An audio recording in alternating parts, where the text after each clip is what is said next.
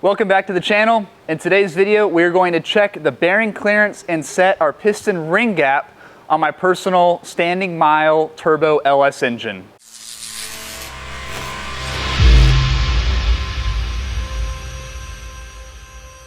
For those who haven't seen the previous videos, let's do a quick overview on what we're working with. This is Dart's top of the line LS Next 2 Pro Block. It has Cleveland Ford main journal, 1/2-inch head studs, 1/2-inch main studs. It's made of a 220 compacted graphite iron and is also set up to run a Jessel 903 lifter and a Jessel belt drive. It is also cut for top fuel hoops. The rotating kit we're going to use is again a fully custom, it's a Sonny Bryant 3.75 stroke crankshaft, center counterweighted, fully polished. We're running a very custom high-end set of CP Carrillo 6-inch H-beam rods. The steel alloy these rods and crankshaft are made of, the manufacturers won't even tell me. It's so exotic of a steel and such a high-end type of steel. Pistons are a full custom JE piston with massive 1/4-inch thick tool steel H13 DLC coated wrist pins. Here are those Jessel DLC coated lifters. And of course, we're going to run a CID cylinder head intake manifold combo. These cylinder heads have a massive oval port. They run a top fuel style hoop, and they're fully set up for a power adder combo. We're running, of course, a full titanium intake valve and a full Inconel exhaust valve with the correct valves seats to handle this much power.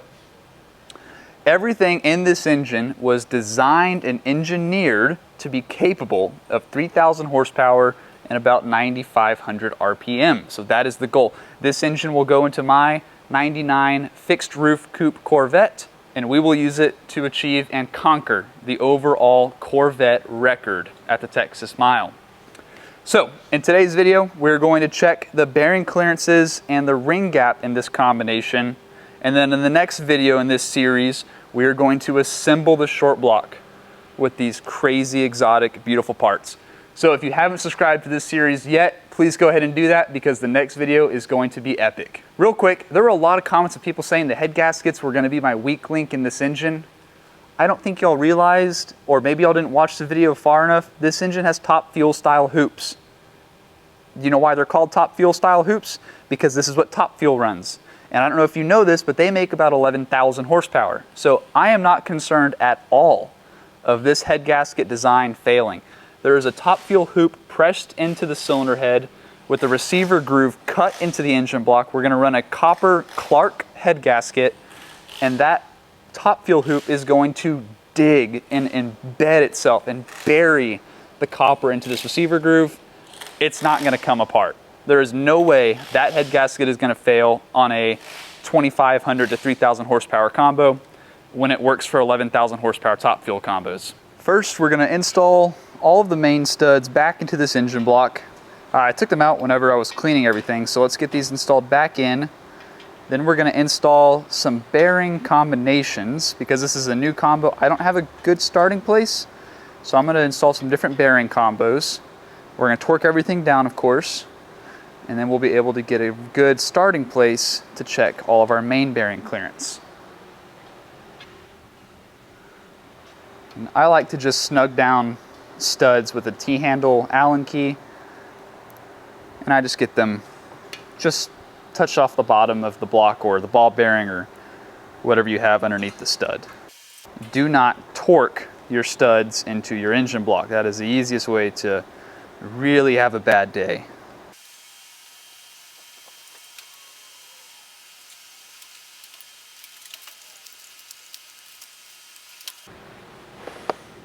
I have two sets of main bearings to get the clearance I want. I have a set of standard bearings and a set of X bearings over here, which have an extra 1 thou of clearance.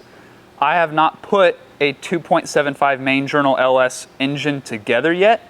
So what I'm going to do is install a full set of standards in the number 1 main. I'm then going to do half a standard and half a standard X in the number 2.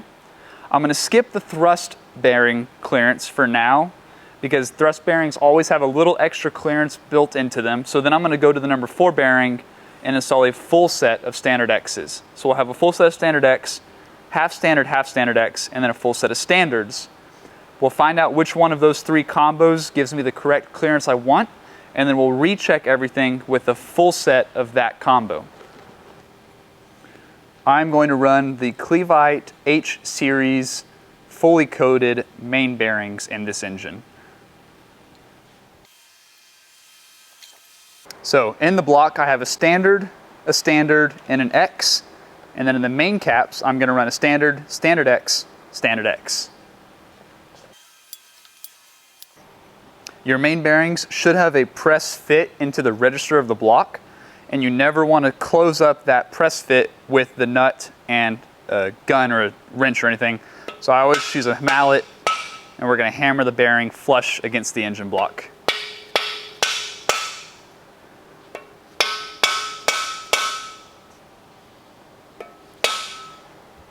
Now we can go ahead and install our splayed bolts on this block.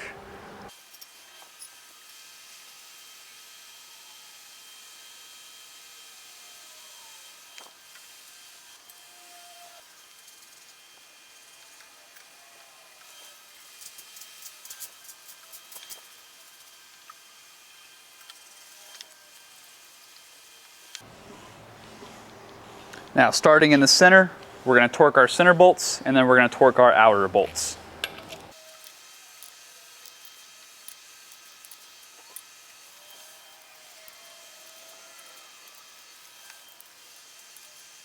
Next, you're going to take your micrometer, and we're going to set this distance to be the exact same diameter as the journal on our crankshaft. And so it's a big feel thing. It just takes time and experience to get a feel, but the best way I can explain it is you don't want to have to be able to push the mic onto the journal, but you also don't want the mic to be loose on the journal. So once I find the center of that journal, it shouldn't have any wiggle room, but I shouldn't also have to force it to fit on the journal. And again, it's just going to take experience and practice to get what that feel is, but basically all I'm doing is just centering the diameter of these anvils to each other on the crankshaft to find its diameter. And then we're also checking to make sure that all 5 of the journals feel the same. You know, they're all the same dimension, one's not bigger than the others. And with this being a billet Bryant crankshaft, I have 100% confidence that they are all going to be exactly the same. So I already set my caliper up actually. So it's good to go. We can put our crank out of the way a little bit. And then we'll take our dial bore gauge, and you're going to zero your dial bore gauge to your micrometer. And so now I've already zeroed this out. But basically you just adjust this wheel, get the arrows to line up on 0, and now your dial bore gauge is zeroed to the diameter of the journal on the crankshaft. Now when we insert this dial bore gauge into our engine block, we can read the clearance, the distance between the bearings and the journal of the crankshaft. So here's our block. In the front, with a full set of standards, I have 2.2 thou of clearance. And I always like to check the front side of the bearing and the back side of the bearing so to make sure you don't have any taper on the bearings. And this one's perfectly straight, 2.2. This bearing, or this journal, this main cap, has a standard and a standard X, and so we should see a little bit more clearance, and we have exactly 2.7, which is exactly what I was expecting, half a thou extra clearance. And now let's check our final bearing, which has a full set of standard X's, and I have 3.0. With what this engine's going to do, I like that 3.0 number the best. So now I'm going to take out these bearings, take off these caps, take the bearings out, put a full set of standard X bearings in the block, retorque everything, we'll remeasure everything and make sure we still have that 3.0 plus or minus a couple tenths main clearance.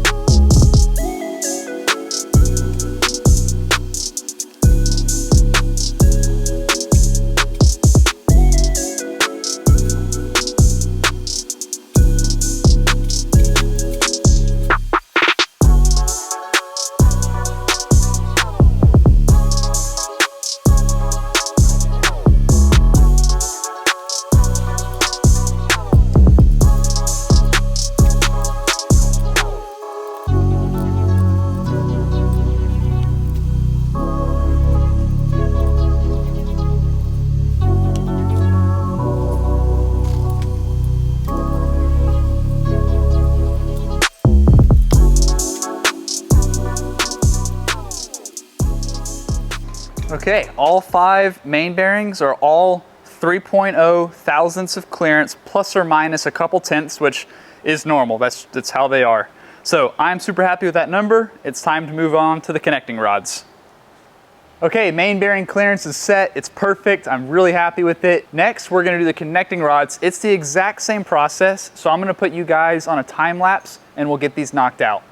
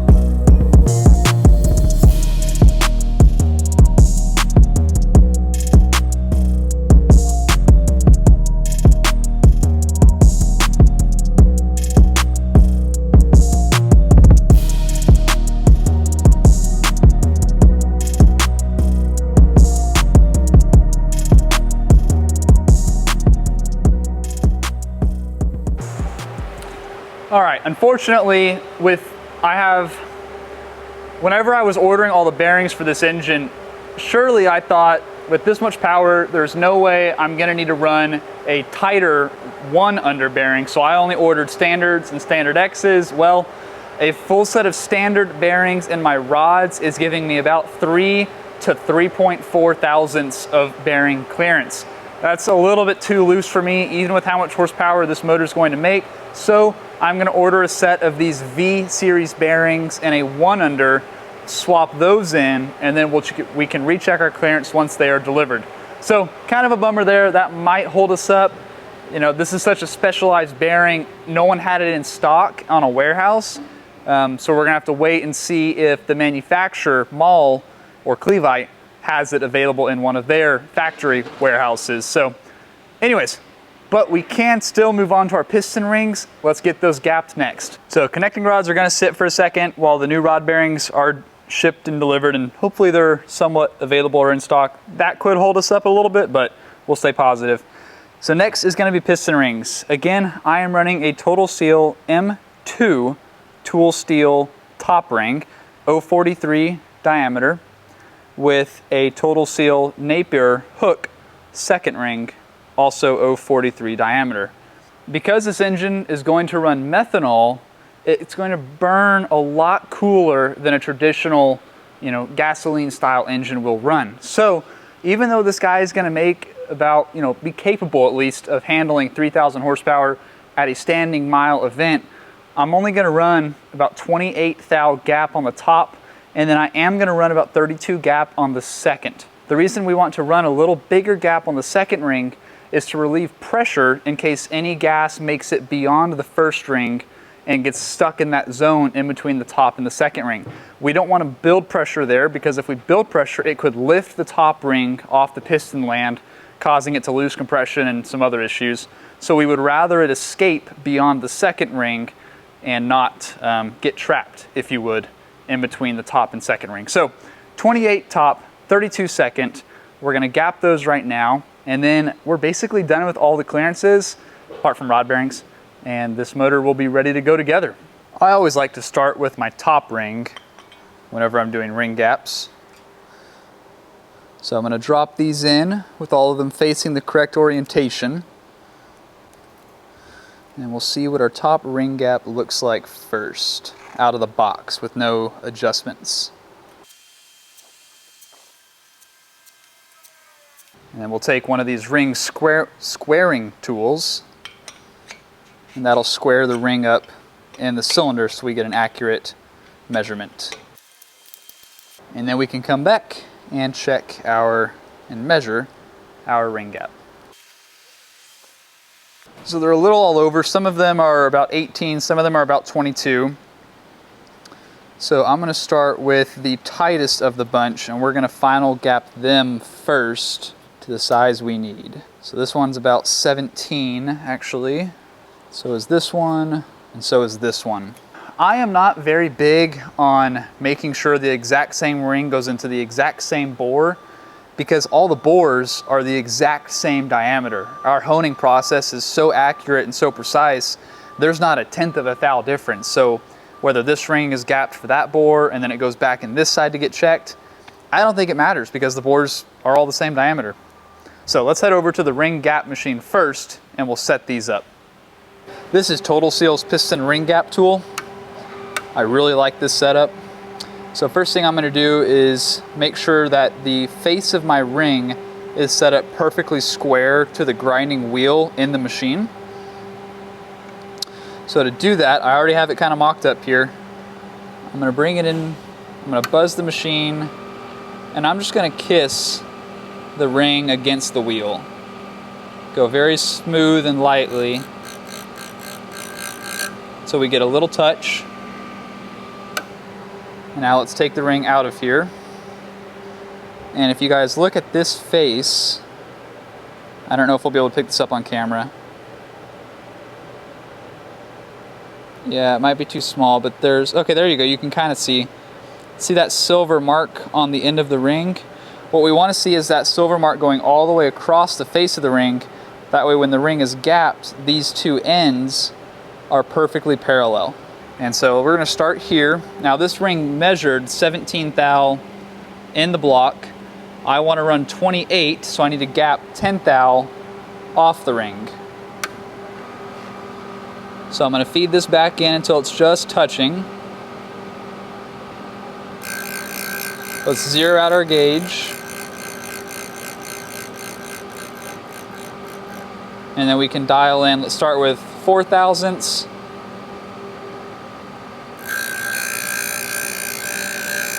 And then we'll keep dialing it in very slowly and smoothly.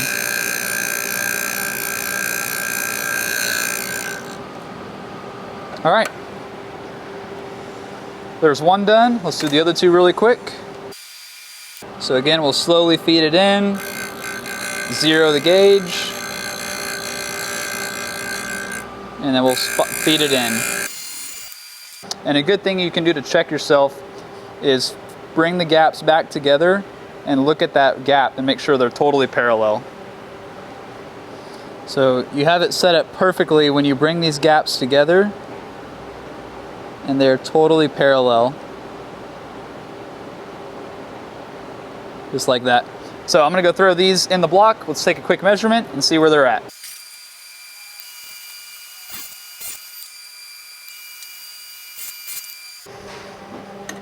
Gapping rings using like this kind of way just takes a lot of just repetitive patience. And you're gonna gap it here, go to the block, put it back in, check it.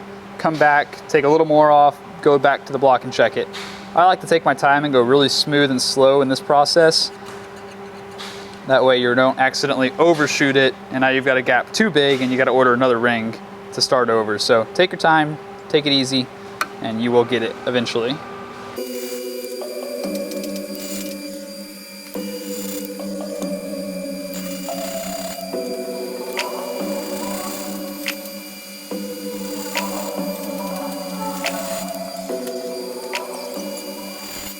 I've gapped all the top rings and now I'm going to move on to the second ring.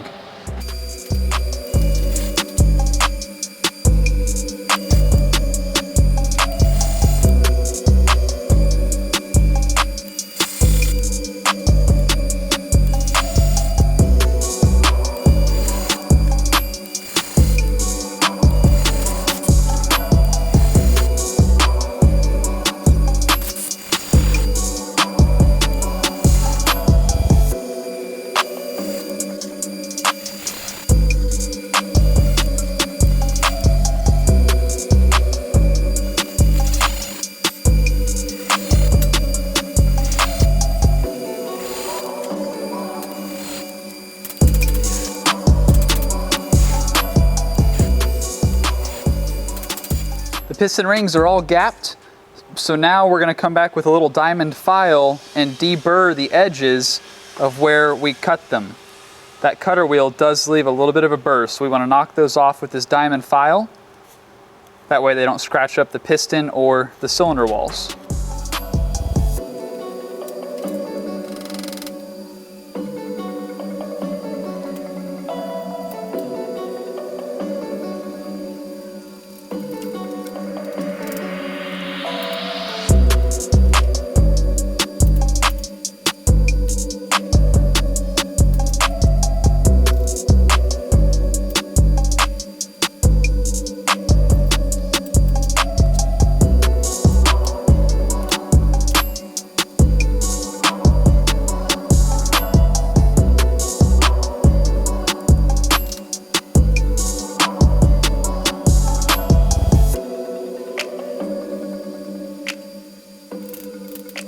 All right, all of my rings are gapped to their correct spec. Again, I'm gonna run 28 on the top and 32 on the second.